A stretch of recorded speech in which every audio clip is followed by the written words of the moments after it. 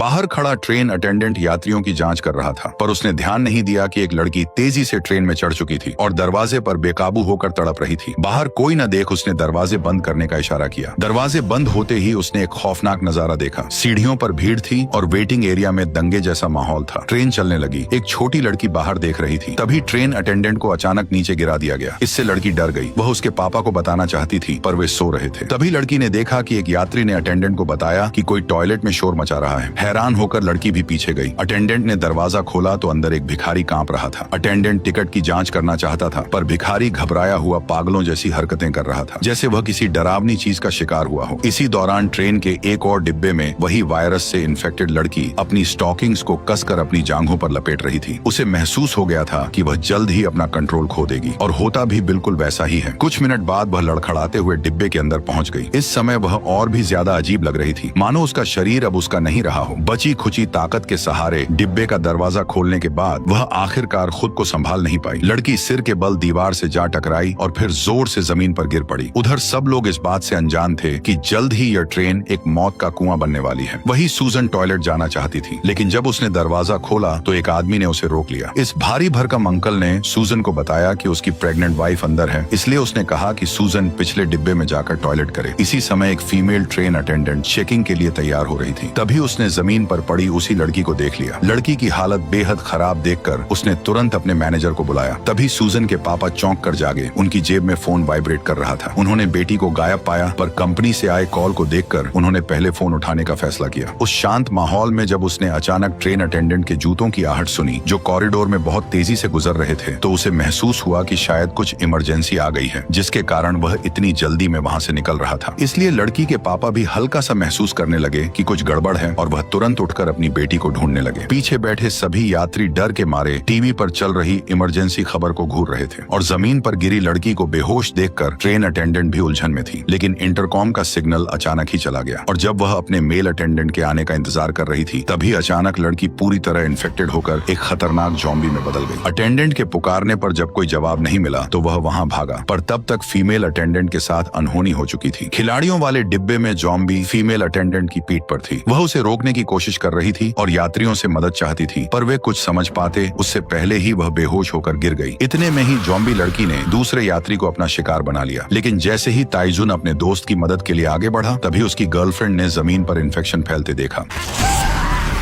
पीछे हलचल हुई, और जब मैनेजर वहां पहुंचा तो घबराए यात्रियों ने उसे धक्का देकर गिरा दिया। कुछ मिनट के अंदर ही डिब्बा ज़ॉम्बियों से भर गया। ज़ॉम्बी बन चुकी अटेंडेंट को यात्रियों को काटते देख मैनेजर पूरी तरह से हैरान रह गया। हालात बिगड़ते देख वह तुरंत वहां से भागा और दूसरों को भी भागने का इशारा करने लगा। सूजन को ढूंढ रहे उसके पापा ने एक पैसेंजर को भागते देखा, लेकिन वो कुछ समझ नहीं पाए। आगे के डिब्बे में भीड़ देख वह वहां पहुंचे। वहां अटेंडेंट पैसेंजर्स को जगा रहा था। तभी एक ज़ॉम्बी ने उसकी गर्दन पर काट लिया।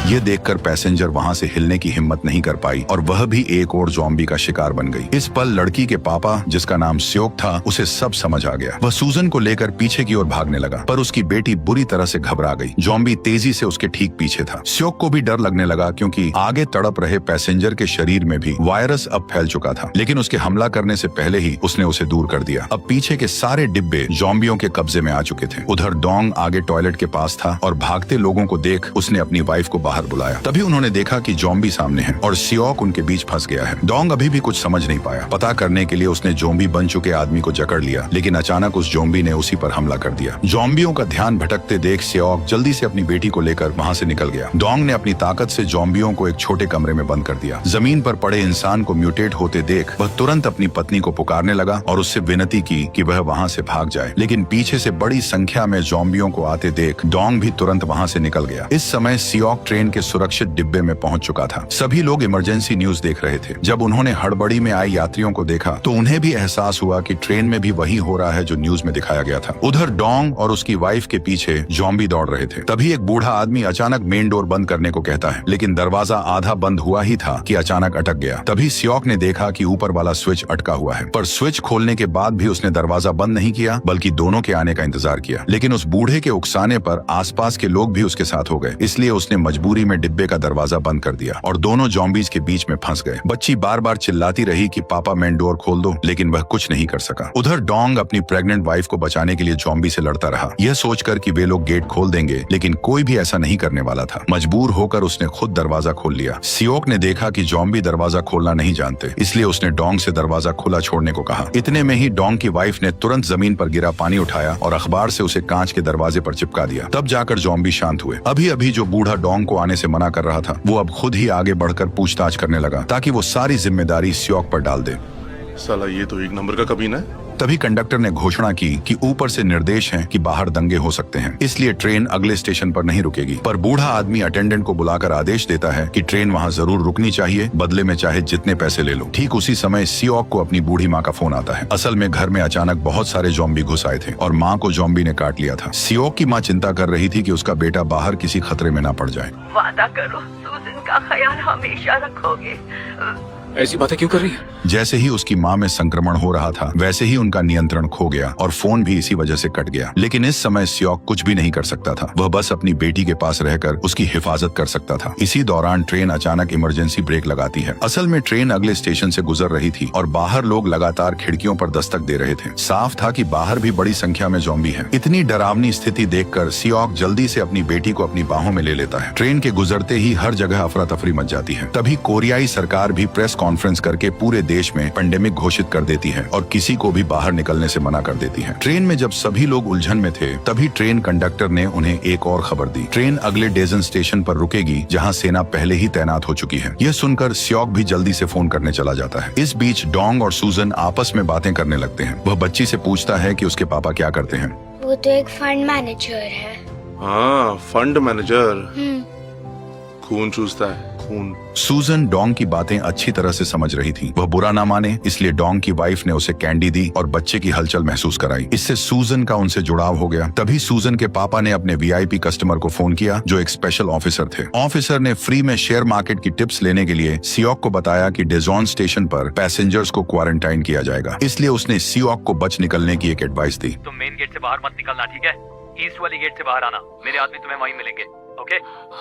जैसे ही सियोक जाने लगा, उसने देखा कि भिखारी डरा हुआ वहीं बैठा है। सियोक को लगा कि उसने कुछ नहीं सुना, पर वह अनजान बनने का नाटक कर रहा था। जल्द ही ट्रेन स्टेशन पर रुकी, जहां बिल्कुल सन्नाटा था। यात्री सावधानी से उतरने लगे। कंडक्टर पीछे देखने गया तो उसने एक खौफनाक नजारा देखा। तभी उसी मतलबी बूढ़े आदमी ने बताया कि जिस स्टेशन पर हम रुके हैं, वहाँ का पूरा शहर सील है और अब सिर्फ बुसान ही खुला है। उसने कंडक्टर से इंजन अलग कर उसे अकेले बुसान ले जाने को कहा। कंडक्टर ने उसकी बात अनसुनी की और यात्रियों को खबर देने चला गया। उधर यात्री बाहर गेट की ओर बढ़ रहे थे और वहां सेना ना देख काफी हैरान थे। हॉल में अब भी उथल पुथल मची हुई थी। सियोक ऑफिसर को ढूंढ रहा था ताकि वह बताए सुरक्षित जगह पर जा सके। रेलिंग पर बैन लिखा था, पर वह बेटी संग अंदर चला गया। यह देख डोंग और उसकी वाइफ हैरान रह गए। तभी सूजन ने पूछा कि हम उनके साथ क्यों नहीं जा रहे हैं। उसी समय वह भिखारी भी वहाँ आ गया। तभी उसने बताया कि उसने सियोक की सारी बातें सुन ली थी। मुझे मालूम है बाकियों को अलग रखा जाएगा। ये सुनते ही सूजन तुरंत बाकी लोगों को बुलाने दौड़ पड़ी, लेकिन सियोक ने उसे रोक लिया। उसने अपनी बेटी से कहा कि अभी किसी की परवाह मत करो। ऐसे माहौल में हर किसी को अपनी खुद की भलाई के लिए सोचना चाहिए। इस बात ने सूजन को अंदर से तोड़ दिया। अब सिर्फ अपने बारे में सोचते हो। उधर ट्रेन से उतरते ही डोंग को कुछ अजीब लगा। बाहर सेना की सुरक्षा नहीं थी। जैसे ही वह एस्केलेटर से नीचे गया, उसने देखा कि सारी सेना वहीं खड़ी थी। लेकिन तभी सैनिक पीछे मुड़ने लगे। असल में वायरस को रोकने के लिए तैनात सेना खुद संक्रमित होकर जॉम्बी बन चुकी थी। डोंग अपनी प्रेग्नेंट वाइफ को लेकर एस्केलेटर से कूदकर भाग गया। समय पर भाग न पाने वाले लोग तुरंत शिकार बन गए। इन सैनिकों की ताकत और स्पीड जॉम्बी बनने के बाद और भी डरावनी और घातक हो गई थी। ठीक उसी समय जॉम्बीज की भीड़ सूजन के पास पहुंच गई। घबराहट में वह हिल भी नहीं पाई। तभी जॉम्बी उस पर झपटे। सियोक ने देखा कि अब समय नहीं बचा है। तभी डोंग वहां आ गया और सूजन बाल बाल बच गई। तभी जॉम्बी लड़की के पापा की ओर बढ़े। डोंग और उसकी वाइफ लड़की को लेकर निकल गए। कॉरिडोर जॉम्बियों से भर चुका था और लोग प्लेटफॉर्म की ओर भाग रहे थे। बेसबॉल खिलाड़ी सबको जल्दी भागने को कह रहे थे, लेकिन सियोक इस मौके को चूक गया और एक जॉम्बी ने उसे गिरा दिया। उसने किताब जॉम्बी के मुंह में ठूंस कर खुद को बचाया। इसी बीच डोंग ने डंडे से दरवाजा अटकाकर बंद कर दिया, पर वे वहां से गए नहीं। वे उन लोगों की मदद कर रहे थे जो हॉल से भाग रहे थे। तभी एक भिखारी ने लड़की के पापा की मदद की। डर के मारे सियोक डोंग के पुकारने पर होश में आया और वहां से भागा। तभी बड़ी संख्या में जॉम्बीज वहां आ गए और सियोक के पहुंचते ही सबने मिलकर मेन डोर बंद कर दिया। पर जॉम्बीज को रोकने रोके रखना बहुत ज्यादा मुश्किल था। उनकी तादाद लगातार बढ़ रही थी। उधर ट्रेन तक पहुंचे लोगों ने जल्दी से दरवाजा खोला, पर अंदर भी ज़ॉम्बी थे। कंडक्टर केबिन की ओर भागा और लोग पीछे वालों को जल्दी भागने को कहने लगे, पर वो मतलबी बूढ़ा आदमी दरवाजा बंद करने की ताक में था। ट्रेन कंडक्टर केबिन में गया और खिड़की खोलकर यात्रियों का इंतजार करने लगा। तभी अचानक ऊपर की खिड़की टूटी और ज़ॉम्बियों का एक झुंड नीचे गिरने लगा। एक बूढ़ी औरत ज़ॉम्बी के नीचे दब गई। उठने पर उसने देखा कि हड्डी टूटने के बावजूद ज़ॉम्बी अब भी इंसानों पर हमला करने की कोशिश कर रहा था। डरी हुई औरत को दो भले लोगों ने जल्दी से ट्रेन में खींचा। भीड़ के कारण सब अलग अलग डिब्बों में चढ़ने को मजबूर हो गए। प्रेग्नेंट महिला ने ज़ॉम्बी देखकर दरवाजा खोलने की कोशिश की। वह लड़की और औरत की मदद कर रही थी, पर जैसे ही वह दरवाजा बंद करने की कोशिश करने लगी, तभी असल में वह कोई ज़ॉम्बी नहीं बल्कि भिखारी था। देखते ही देखते ज्यादातर लोग ट्रेन में चढ़ चुके थे। तभी एक बुजुर्ग ने कंडक्टर की शर्ट पकड़कर उसे धमकाया और कहा कि अब तुरंत ट्रेन चलानी होगी। लाचार होकर कंडक्टर को ट्रेन मास्टर से ट्रेन चलाने के लिए कहना पड़ा, लेकिन अभी भी कुछ लोग हॉल के दरवाजे पर खड़े थे और वही असली मर्द थे जो पूरी ट्रेन में थे। अगर वे वहाँ रुककर रास्ता ना रोकते तो शायद कोई भी सही सलामत ट्रेन में नहीं चढ़ पाता। लेकिन भले ही उन्होंने पूरी ताकत से दरवाजा बंद करने की कोशिश की, पर वे जल्द ही समझ गए कि कांच का दरवाजा ज्यादा देर तक नहीं टिक पाएगा। इसलिए उन्होंने बिना कुछ कहे तुरंत भागने का फैसला किया। ट्रेन धीमी थी। कुछ एथलीट्स उसे पकड़ने दौड़े, पर उतरते ही ज़ॉम्बी ने हमला कर दिया। पीछे ज़ॉम्बी थे और आगे ट्रेन छूट रही थी। रफ्तार कम होने से दो लोग चढ़ गए। सियोक ने मदद के लिए हाथ बढ़ाया, पर खतरा देख डोंग पीछे हटा और ढाल उठा ली। आखिर में सियोक की मदद से डोंग भी सफलतापूर्वक ट्रेन में चढ़ गया और इससे दोनों के बीच गहरी दोस्ती हो गई। तभी कंडक्टर ने रेलवे केंद्र से संपर्क किया और सुरक्षित स्टेशन ना मिलने पर ट्रेन को बुसान की ओर बढ़ा दिया। उस समय सब अलग अलग डिब्बों में थे। डोंग की वाइफ ने फोन करना चाहा, लेकिन भिखारी ने उसे रोक दिया क्योंकि उसने देखा कि दाएं और बाएं दोनों तरफ के डिब्बों में ज़ॉम्बी भरे हुए थे। वे चारों ट्रेन के दरवाजे के पास फंस गए थे, लेकिन क्योंकि उन्होंने कोई तेज आवाज नहीं की थी और ज़ॉम्बियों ने उन्हें नहीं देखा था, इसलिए वे पकड़े नहीं गए। अब उनके पास छुपने के लिए केवल डिब्बे के दोनों ओर बने टॉयलेट ही बचे थे। वे बहुत सावधानी से वहां पहुंचे और तभी जब औरत ने भिखारी को जल्दी आने का इशारा किया, तभी एक ज़ॉम्बी की नजर उन पर पड़ गई और देखते देखते कई सारे ज़ॉम्बी उन पर टूट पड़े और टॉयलेट में मौजूद तीनों की जान खतरे में आ गई। तभी जिन्ही को उसके बॉयफ्रेंड का फोन आया और पता चला कि वह सब ठीक है। उधर डोंग ने अपनी वाइफ को फोन किया। उसने घबराकर बताया कि वह बच्ची के साथ डिब्बा 13 में फंसी है और मदद चाहती है। लड़के ने बताया कि बाकी यात्री डिब्बा नंबर 1 से 5 में हैं, जबकि वे अभी 9 में हैं। अपने दोस्तों तक पहुंचाने के लिए तीनों ने मिलकर इन खतरनाक ज़ॉम्बीज के बीच से निकलने का फैसला किया। जब ट्रेन अचानक एक सुरंग में घुसी, तभी डोंग ने योजना बनाई कि सुरंग से बाहर निकलते ही वे अंदर घुसेंगे। डोंग सबसे आगे खड़ा हुआ और सामने से आने वाले ज़ॉम्बीज को पहले संभाला। वहीं दोनों पीछे बचे ज़ॉम्बीज से डोंग को कवर देने लगे। इस समय वे लोग 10 नंबर डिब्बे में थे और उनका प्लान सबसे पहले 13 नंबर डिब्बे में जाकर लोगों को बचाना था। तीनों एकजुट होकर ज़ॉम्बीज को पीछे धकेलते हुए 10 नंबर डिब्बे से निकल गए। लेकिन जैसे ही उन्होंने अगले 11वें डिब्बे के भीतर प्रवेश किया तो तैजुन अचानक पूरी तरह से हक्का बक्का होकर वहीं खड़ा रह गया, क्योंकि जो उसके सामने खड़े थे वो ज़ॉम्बी बन चुके उसके साथी थे। इस वजह से वह अपने पुराने साथियों को मारने के लिए हाथ नहीं उठा सका। इसलिए डोंग ने पहले हमला करने का फैसला किया और सभी को एक एक करके जमीन पर पटक दिया। तैजुन के दोस्त बहुत ज्यादा ताकतवर थे और ज़ॉम्बी बनने पर उनकी ताकत और भी खतरनाक हो चुकी थी। अपने दो साथियों को खतरे में देखकर भी वह उन पर हाथ नहीं उठा पाया। जल्दी ही वे सभी ज़ॉम्बीज सियोक और डोंग को अपने कब्जे में लेने लगे, लेकिन यह सब के बावजूद वह सिर्फ उन्हें देखता रहा। इतने में ही ट्रेन एक सुरंग से गुजरी और तभी उन्होंने अजीब बात देखी। ज़ॉम्बीज ने उन पर हमला बंद कर दिया और इधर उधर शिकार ढूंढने लगे। तीनों हैरान खड़े रह गए। तभी ऊपर से बॉल गिरी और ज़ॉम्बी वहां मुड़ गए। सियोक ने बैट को ऊपर मेटल रैक पर बजाया और वाकई ज़ॉम्बी तुरंत वहां इकट्ठा हो गए। वे तुरंत मौके का फायदा उठाकर उस डिब्बे को पार कर गए, लेकिन तभी ट्रेन फिर से सुरंग से निकल गई और ज़ॉम्बी एक बार फिर उनके सामने आ खड़े हुए। तीनों वहीं नीचे झुककर सोचने लगे और इस नतीजे पर पहुंचे कि इन ज़ॉम्बीज की सुनने और देखने की ताकत हम इंसानों से कहीं ज्यादा तेज है। लेकिन जैसे ही वे अंधेरे में होते हैं, उनकी देखने की ताकत पूरी तरह खत्म हो जाती है, जबकि सुनने की शक्ति रात में और भी तेज हो जाती है। इसलिए जब वे 12 नंबर डिब्बे में घुसने वाले थे, तभी सियोक को एक अच्छा तरीका सूझा। उसने डोंग से उसका मोबाइल मांगा और जल्दी से अपना नंबर उसमें सेव कर लिया। जब ट्रेन सुरंग में घुसी तो तीनों चुपचाप ज़ॉम्बीज के पीछे वाली सीटों तक पहुंच गए। फिर उसने डोंग का मोबाइल पीछे रख दिया और अपने मोबाइल से उस पर कॉल कर दिया। मोबाइल की रिंगटोन सुनते ही सभी ज़ॉम्बीज शोर की ओर दौड़ पड़े और इस तरह चालाकी से तीनों डिब्बा नंबर 12 पार कर 13 के सामने पहुंच गए। डोंग की वाइफ, बूढ़ी महिला और बच्ची उस भिखारी के साथ बाथरूम में फंसी हुई थी। पर अचानक डोंग को देखते ही उसकी वाइफ इमोशनल हो गई। सूजन की नजरें अपने पापा को ढूंढ रही थी। तभी सियोक ने उसे देख लिया। महज 3 मीटर दूर ज़ॉम्बी थे और ट्रेन सुरंग से बाहर आ गई थी। ज़ॉम्बीज के उन्हें देखने से पहले ही वे तीनों तुरंत टॉयलेट के अंदर घुस गए। उन्होंने मोबाइल पर देखा कि अब अगला टनल 2 मिनट के बाद है। क्या हम कर पाएंगे? हाँ, हम कर लेंगे। अब डोंग को एहसास हो चुका था कि वह सियोक के बारे में गलत सोचता था। असल में सियोक लोगों का खून नहीं चूसता, बल्कि वह तो लोगों का सब कुछ चूस लेता है। मजाक से हटके सियोक एक अच्छा आदमी था। ठीक उसी समय जिनही को तैजुन का मैसेज मिला, जिसमें उसने बताया कि वह उसे 15 नंबर डिब्बे में मिलने आ रहा है। यह मैसेज मिलते ही जिनही ने सबको बता दिया कि उसके सभी दोस्त जल्द ही डिब्बा नंबर 15 में आने वाले हैं। ये सुनते ही पास बैठा बूढ़ा आदमी घबरा गया। उसे लगा कि यह तो बिल्कुल नामुमकिन है कि वे लोग इतने ज़ॉम्बी से बचकर हम तक लौट कर आ रहे हैं। वो भी बिना इन्फेक्ट हुए? ये तो पॉसिबल ही नहीं है। बूढ़े आदमी ने इतने घुमा फिराकर बात कही कि पास खड़े सभी लोग इस बात पर यकीन करने पर मजबूर हो गए कि वे सभी लोग ज़ॉम्बी वायरस से इन्फेक्टेड हो चुके हैं, बस अभी तक उन पर असर नहीं हुआ है। पर इन लोगों ने यह बिल्कुल नहीं सोचा कि वह आदमी जो हर जगह इनको बचा रहा था, वो आकर उन लोगों को खतरे में कैसे डाल सकता है। इसलिए जिनही ने धीमी आवाज में कंडक्टर से विनती की, लेकिन वो भी कुछ नहीं कर सका। जब ट्रेन फिर से सुरंग में दाखिल हुई, डोंग आगे बढ़ने लगा, पर कॉरिडोर ज़ॉम्बीज से भरा था। तभी सियोक की नजर सामान रखने वाली रैक पर पड़ी और उसने डोंग को आइडिया दिया। इतने में सभी लोग तुरंत हरकत में आए और चुपचाप ऊपर से रेंगने लगे। आगे का रास्ता बंद देखकर सियोक ने एक बैग उठाकर पीछे की ओर फेंक दिया, जिससे ज़ॉम्बीज का ध्यान भटक गया। फिर उसने सूजन को उठाया और भागने लगा, पर वे ऊपर वाले भिखारी को भूल गए। नीचे उतरते समय सूजन ने देखा कि भिखारी के पैर लड़खड़ा रहे थे, जिससे वह नीचे गिर गया। उसे गिरा देख सूजन मदद करना चाहती थी, पर अचानक हुई आवाज ने ज़ॉम्बीज का ध्यान अपनी ओर खींच लिया। सियोक को मजबूरन अपनी बेटी को पहले आगे भेजना पड़ा और वह खुद भिखारी को सहारा देने चला गया। लेकिन ठीक उसी समय ट्रेन अचानक सुरंग से बाहर निकल आई। ज़ॉम्बी तेजी से उनकी ओर बढ़ने लगे। दोनों डर के मारे पूरी तरह सहम गए। वह आदमी बैट से हमला करने के लिए तैयार था। तभी डोंग ने उन्हें जल्दी आने का इशारा किया। सियोक ने भिखारी से कहा कि 3 गिनते ही उसे भागना होगा, लेकिन तभी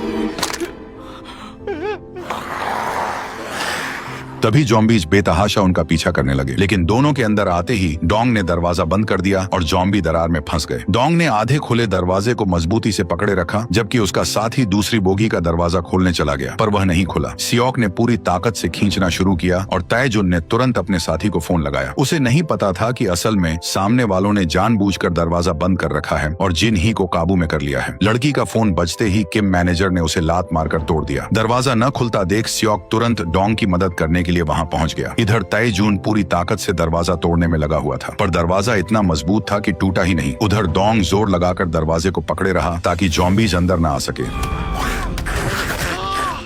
लेकिन इस बार हालत और भी खराब हो गई, क्योंकि ज़ॉम्बी के दांतों के गहरे निशान डोंग के हाथ पर थे। एक तरफ लड़का पागलों की तरह कांच को पीट रहा था, वहीं दूसरी ओर लोग चुपके से हंस रहे थे। देखते ही देखते कांच का दरवाजा टूटने ही वाला था। तभी किम मैनेजर तुरंत दौड़कर उसे रोकने गया। इतने में ही सभी लोग मिलकर गेट बंद करने लगे। उन बेरहम लोगों ने यह भी नहीं सोचा कि लड़के का हाथ गेट में फंसा हुआ है। अगर ज्यादा ताकत लगाई तो हो सकता है वह हाथ अलग हो जाए। ठीक उसी समय एक बुजुर्ग महिला ने अपनी बहन को देखा। वह तुरंत भीड़ रोकने दौड़ी और जिनही ने मौका पाते ही कंडक्टर का हाथ काट लिया, जिससे वह छूटकर महिला की मदद को बढ़ गई। तभी एक आदमी ने बुजुर्ग महिला को धक्का दे दिया। इतने सारे लोगों के सामने जिनही कुछ नहीं कर सकी। संक्रमित डोंग को देखकर उसकी प्रेग्नेंट वाइफ पूरी तरह से टूट गई। वह चाहती थी कि उसका बच्चा अपने पिता को देख सके। ज़ॉम्बीज के अंदर आने से पहले डोंग ने सियोक को उसे वहां से सुरक्षित ले जाने को कहा। संक्रमण फैलने से पहले उसने बच्चे का नाम रखा और तभी कांच पूरी तरह से बिखर गया। डोंग अपनी आखिरी सांस तक उन्हें आगे बढ़ने से रोकता रहा, पर ज़ॉम्बीज की तादाद कम नहीं हो रही थी। दूसरी ओर कोई दरवाजा खोलने को तैयार नहीं था। ऊपर से किम मैनेजर ने दरवाजा बंद करने के लिए पूरी ताकत झोंक दी। इसी बीच डोंग में बदलाव शुरू हुआ, पर वह शरीर के अंदर वायरस से लड़ते हुए ज़ॉम्बीज को आखिरी सांस तक रोकता रहा। जैसे ही बड़ी संख्या में ज़ॉम्बी पागलों की तरह बाहर निकलने लगे, सियोक ने आखिरकार दरवाजा खोलकर सबको अंदर खींच लिया। लेकिन निराश बुजुर्ग महिला अब जीना नहीं चाहती थी और उसने ज़ॉम्बीज को खुद पर झपटने दिया। अपनी बहन को दूर जाते देख दूसरी बुजुर्ग महिला ये सहन नहीं कर पाई। सियोक ने जल्दी से दरवाजा बंद किया और गुस्से में आकर किम को एक जोरदार घूंसा मारकर नीचे गिरा दिया। क्यों किया तूने ऐसा?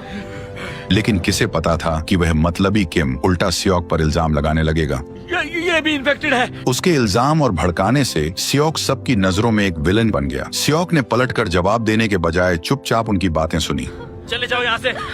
वे भारी कदमों से अगले डिब्बे की ओर बढ़ गए। किम के कहने पर सभी ने तेजी से दरवाजा बंद कर कपड़ों से उसे मजबूती से बांध दिया। उन्हें डर था कि दरवाजा कमजोर है, इसलिए सब मिलकर उसे थामने लगे। वहीं पीछे बैठी बुजुर्ग महिला अपनी बहन के दुख में डूबी थी। वह अब इन मतलबी लोगों के घिनौने चेहरे नहीं देखना चाहती थी, इसलिए वह उन ज़ॉम्बीज की ओर बढ़ गई। ये देखकर मैनेजर किम हैरान था। उसने तुरंत कहा कि बुजुर्ग महिला को गेट खोलने से रोको, लेकिन अब बहुत देर हो चुकी थी। पिछला डिब्बा तुरंत ज़ॉम्बीज से भर गया और जो बचने का रास्ता था उसे वे खुद पहले ही बंद कर चुके थे। जैसे ही ट्रेन सुरंग से निकली, बाहर का शहर धुएं और आग में था और वायरस फैल चुका था। तभी स्योक को खबर मिली कि बुसान की सेना ने ज़ॉम्बीज पर काबू पा लिया है। पटरी पर रुकावट देख ड्राइवर ने इमरजेंसी ब्रेक लगाए और बुसान जाने के लिए दूसरी ट्रेन ढूंढने लगा। थोड़ी देर भटकने के बाद उसे एक सुरक्षित इंजन मिला, जिसे उसने धीरे धीरे गैराज से बाहर निकाल लिया। स्योक सभी को लेकर ट्रेन से उतरा और ड्राइवर द्वारा तय की गई जगह की ओर बढ़ गया। ठीक उसी समय ज़ॉम्बीज के कब्जे वाले डिब्बे में बच चुके किम और कंडक्टर टॉयलेट से बाहर निकलने का सोचते हैं, पर अब जो होने वाला था वह किम की इंसानियत और नीचता को पूरी तरह शर्मसार कर देगा। वह झूठ बोलता है कि बाहर अब सब कुछ सुरक्षित है और कंडक्टर से कहता है कि वह पहले दरवाजा खोलकर सावधानी से देखें। और जब कंडक्टर चुपके से बाहर देखने लगा, तभी उसने उसे ज़ॉम्बीज के बीच में धक्का दे दिया और खुद किसी गीदड़ की तरह वहां से भाग निकला। लेकिन वह ट्रेन का दरवाजा बंद करना भूल गया। इसी समय ड्राइवर ने इंजन को बाहर निकाल लिया, लेकिन उसने एक बेहद डरावना नजारा देखा। सामने से एक बेकाबू ट्रेन जो पूरी तरह आग की लपटों में घिरी थी, तेजी से उनकी ओर बढ़ रही थी। अचानक वह ट्रेन ज़ॉम्बीज से भरी ट्रेन से टकराकर पलट गई। तभी टाइजून ने देखा कि वो और उसकी गर्लफ्रेंड दो ट्रेनों के बीच में फंस गए हैं। उसने खाली ट्रेन वाला डिब्बा खोलकर आगे बढ़ना चाहा, पर दरवाजा बंद था। फिर वह औजार से खिड़की तोड़ने लगा, जबकि पीछे से आता खतरा उसकी ओर बढ़ रहा था। अचानक किम ज़ोंबी वाली ट्रेन से बाहर निकला और खाली डिब्बे में चढ़ गया। उसने बिना एक पल सोचे जिन ही को ज़ॉम्बीज के बीच में फेंक दिया। ये देखकर टाइजून उसे बचाने दौड़ा। उधर किम खुद को बचाने के लिए कांच को तोड़ने लगा। टाइजून ने जैसे तैसे दरवाजा बंद कर दिया, पर जैसे ही उसने जिन ही को देखा तो पता चला कि उसकी गर्लफ्रेंड अब म्यूटेट हो चुकी थी। कांच के टूटते ही किम खिड़की से कूदकर भाग निकला। फिर टाइजून को भी काट लिया गया। किम पूरी ताकत से इंजन की ओर भागा, पर उसका पैर मुड़ गया। कंडक्टर उसकी मदद को उतरा और आगे जो हुआ उसका तुम खुद अंदाजा लगा सकते हो। उसने कंडक्टर को भी ज़ॉम्बी का शिकार बना दिया। किम तुरंत इंजन की ओर भागा, जबकि कंडक्टर पर ज़ॉम्बीज ने हमला कर दिया। उधर सियोक की स्थिति भी खराब थी। वे ट्रेन के मलबे में फंस गए थे। एक गैप देखते ही वह बाहर निकला, पर जैसे ही उसने सूजन को बचाने की कोशिश की, ऊपर से कुछ भारी मलबा गिर गया। वह पागलों की तरह उसे खींचकर हटाने लगा, लेकिन जल्द ही खिड़कियां टूटने वाली थी और अब कोई रास्ता नहीं बचा था। आखिर में बेघर आदमी को अपनी जान की बाजी लगानी पड़ी, ताकि डोंग की वाइफ और स्वान को भागने के लिए समय मिल सके। कड़ी मेहनत के बाद स्योक ने डिब्बे का इंजन सामने से हटा दिया और दोनों को जल्द से जल्द बाहर निकाल लिया। लेकिन जैसे ही सारी खिड़कियों का शीशा चकनाचूर हुआ, बेघर आदमी ज़ॉम्बीज की भीड़ में डूब गया। जब ट्रेन पूरी तरह पलट गई तो अनगिनत ज़ॉम्बीज स्योक की ओर दौड़ पड़े। लेकिन प्रॉब्लम यह थी कि वह सूजन को गोद में लिए हुए था और पीछे प्रेग्नेंट महिला भी थी। सैकड़ों ज़ॉम्बी पीछा कर रहे थे और वे लगभग शिकार बनने ही वाले थे। लेकिन अच्छा ये हुआ कि इसी बीच दो ज़ॉम्बीज आपस में टकरा गए, जिससे पीछे के सारे ज़ॉम्बीज गिर पड़े और ज़ॉम्बीज के बीच भगदड़ मच गई। तीनों ने समय के साथ दौड़ लगाई और आखिरकार एक उम्मीद की किरण पाकर ट्रेन के इंजन पर चढ़ गए। लेकिन ज़ॉम्बीज की रफ्तार भी ट्रेन से कम नहीं थी। वे लगातार एक एक कर ट्रेन से लटकते जा रहे थे। समय के साथ सारे ज़ॉम्बीज ट्रेन के पीछे कई मीटर लंबी चेन बनाते चले गए और चेन का पुल लगातार बढ़ता जा रहा था, जिससे ट्रेन की स्पीड धीरे धीरे कम होने लगी। सियोक ने हालात को समझ लिया और बिना हिचकिचाए आगे बढ़कर ज़ॉम्बीज के हाथों को जोर से लात मारने लगा। इतने में ही एक ज़ॉम्बी तेजी से दौड़ते हुए सियोक पर हमला करने के लिए बढ़ा, लेकिन समय रहते सियोक ने ज़ॉम्बी को लात मारकर गिरा दिया। इससे आगे के ज़ॉम्बी एक एक कर गिरने लगे और कई पीछे छूट गए। सियोक ने राहत की सांस ली और केबिन की ओर बढ़ा। उसे लगा वहाँ कंडक्टर होगा, लेकिन दरवाजा खोलते ही वह अंदर का नजारा देखकर डर गया और तुरंत दरवाजा बंद कर पीछे हट गया, क्योंकि ज़ॉम्बीज ने किम को काट लिया था, पर वो अभी पूरी तरह म्यूटेट नहीं हुआ था। इसलिए उसने खुद दरवाजा खोल लिया। उसे पास आते देख सियोक घबरा गया। वो बड़ी कंफ्यूजन में था कि वह उसे कैसे रोके। किम सियोक से उसे बचाने के लिए गुहार लगाने लगा, पर सियोक के टोकने पर ही उसे अपनी हालत और बदलाव का एहसास हुआ। कुछ सेकंड्स में किम पूरी तरह म्यूटेट हो गया और उसने सियोक पर हमला बोल दिया और इसी खींचातान में सियोक जल्द ही ज़ॉम्बी की चपेट में आ गया। तभी औरत ने पूरी ताकत से उसे बचाया, पर खुद ज़ॉम्बी का निशाना बन गई। तभी सियोक को डोंग को दिया वादा याद आया। उसने तुरंत उठकर ज़ॉम्बी का मुंह कसकर बंद कर दिया, पर यही उससे सबसे बड़ी गलती हो गई। ज़ॉम्बी ने मौका पाते ही हमारी कहानी के सबसे मेन कैरेक्टर सियोक को काट लिया।